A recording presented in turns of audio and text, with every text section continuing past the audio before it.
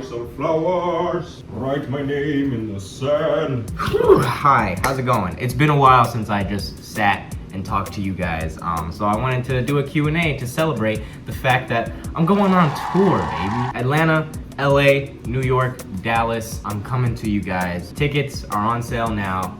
Link down below. I can't wait to see you guys. A lot of you are already buying tickets, and that's just mind-blowing to me because low-key, I thought nobody was gonna come out, but I'm just really excited to see you guys. I asked you guys on Instagram for some questions, so here we are, and we're going to answer them. How do you feel about going on tour? Can't lie, I'm low-key nervous, but I'm very excited about it because a lot of you have been listening to me for a long time. I've been making music for a long time, and I think it's about damn time that I take it to the people. What's your favorite plushie?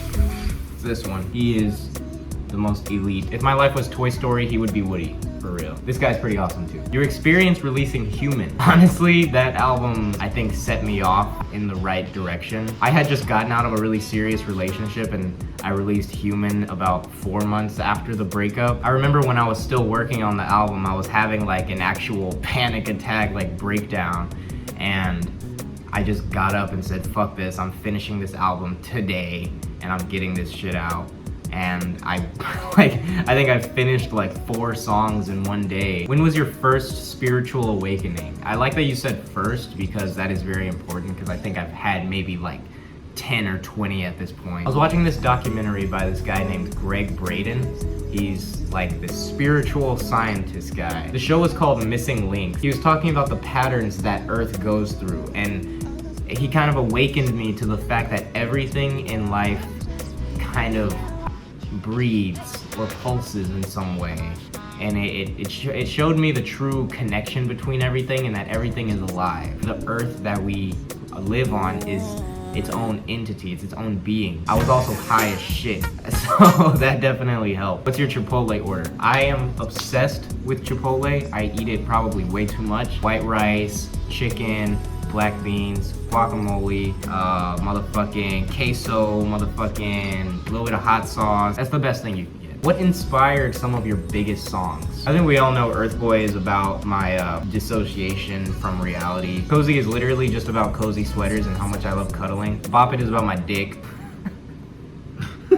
Detached is kind of like Earth Boy, but instead it's more so like in the perspective of myself, talking about how like I'm detached from other people and just kind of want to be alone, but I don't really like being alone. It's weird. Who Am I wrote after I had a psychedelic trip and I became the observer of all things. I had a legitimate ego death. Honestly, the most life-changing trip that I've had so far, I've had a couple of trips. I don't know if you guys know that. I talk about it a lot in my songs, but the one I had when I wrote Who Am I was probably my most impactful one. How do you organize yourself to produce so much? What do you do? I'm not even gonna lie, I honestly feel like I'm very unorganized. A lot of people tell me how productive I am and that I'm very like, you know, consistent, but I don't feel that way like ever. If I had to say what my like schedule is, I wake up and basically decide for that day what I need to get done. I try to keep it to a maximum of like 3 things to do for the day so I don't overwhelm myself. I could be better at that, honestly.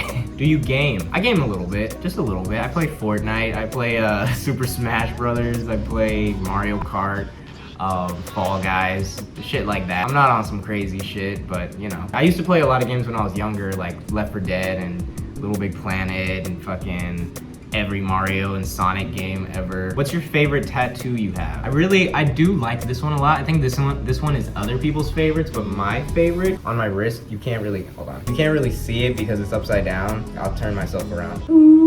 It says create and then this hand says upload. I think it's really important to me because I tend to forget what I need to do to feel productive and happy with myself. And creating art and uploading it to the internet for people to enjoy is like what makes me happy. So whenever I'm lost, I just remember, create and upload. That's all I gotta do. Where were you born? I was born in a town called Conroe, Texas. It's like above Houston. I grew up in LA though. I don't remember anything from Conroe, Texas, besides the fact that I was born there. What do you think is your most slept on song? I'm gonna have to say Fields Will Bloom, 100%. It's a slower song, so I understand why it's slept on, because like I tend to make more upbeat stuff. Miss anything from your animation days? I think the thing I miss the most is probably just like the engagement with you guys. The Q&As that I used to do all the time, you know, and I think that's why I enjoy doing this right now, is because like it kind of feels like the old days again, you know? I think one of the coolest things about the animations that I used to do was that like I was telling stories about my life, so it allowed you guys to understand me better while it being also in an entertaining way, which I feel like is hard to do with short form content like TikTok and Instagram. Like I just miss long form content in general. How do you practice mindfulness? I love that you worded it like that, because mindfulness is truly a practice. Like you can't stop. Because once you stop, I feel like your consciousness is like a muscle, you know, you gotta maintain it. Something that I do a lot that helps keep up with my awareness is just being present, consciously breathing in specific moments. I've been doing candle meditations recently, so staring at a candle while you meditate, reading a lot of books. I've been watching a lot of Gaia, if you know what that is. It's like a network, but like a bunch of spiritual content. It's amazing. What's one good core childhood memory you have? I have so many, honestly. I had a great childhood. Like my family and I had a lot of rough patches, but I think my parents did a really good job at like making sure that we were having a good childhood, me and my siblings. I was actually just talking with my mom about this recently.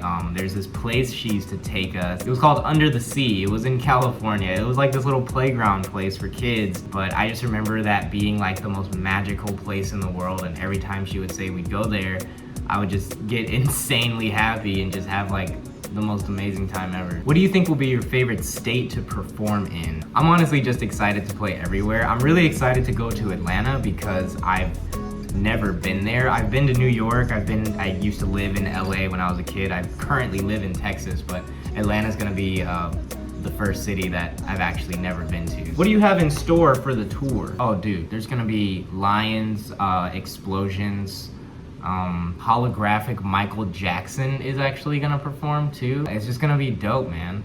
You just gotta come through and check it out. How was the transition from animator to full-time artist? You know, I can't lie and say that it was a very smooth transition. It definitely took time and it got stressful, honestly. At the end of 2020 was probably the worst of it. Like right before I dropped my Human album, I was pretty much broke because I had stopped making animations by that time, which that's what was paying me the most, and music hadn't fully popped off yet. But I trusted in my instincts that if I stuck to what felt right in my heart, that something would have to shake, something would have to pay off. I didn't know how it was gonna happen, I just knew that it had to. How does it feel to have songs about your past relationships and friendships be popular? I can't lie, it can get a little awkward at times because my music is very personal, and when I write songs about somebody, I think one of my favorite examples of that was in my song Party Harvey. If you listen to the lyrics on that, I'm basically calling out everybody who I used to hang out with around that time. It might be a little fucked, but you know, I gotta express myself some way. I gotta express what's on my mind. It's like therapy for me. I can't hide it. What makes you the most nervous about your first tour? Honestly, I just don't wanna fall and bust my ass like Post Malone.